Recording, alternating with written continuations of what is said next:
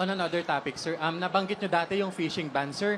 Kung sakaling ipatutupad po ito sa ilang lugar para labanan po yung overfishing, paano po masisiguro ng gobyerno na hindi maapektuhan ang small-scale fishing activities? Kagaya po dito sa Bicol Region na marami ang maliliit na mangingisda. Hindi magandang pagkapaliwanag ko. Hindi fishing ban ang pinag-usapan ko. Ang sinasabi ko, kung saan yung breeding area ng isda, huwag tayong maging isda doon para dumami yung isda. Pero walang fishing ban. Hindi naman walang hanap buhay ng tao.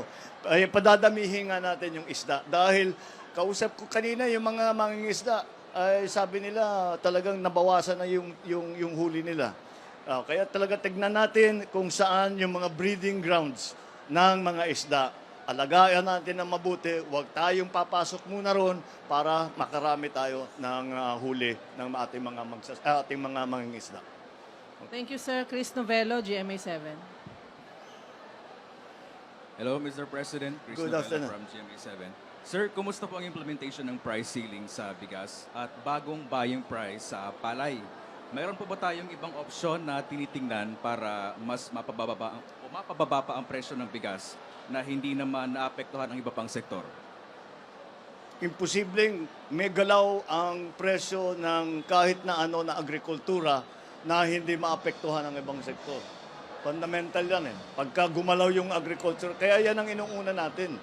Dahil hindi natin kayang gawin yung gusto natin gawin kung hindi tayo mag-aayos ng ating agrikultura. So, anyway, sa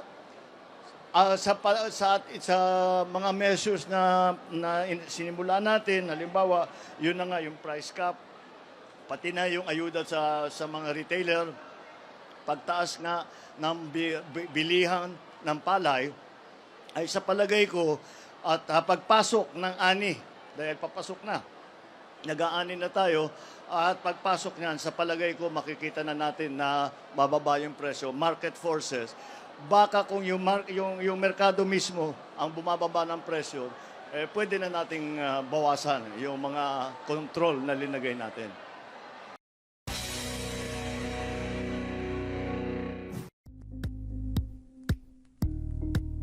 Thank you for watching Politico TV. Please like and subscribe to our channel for more videos.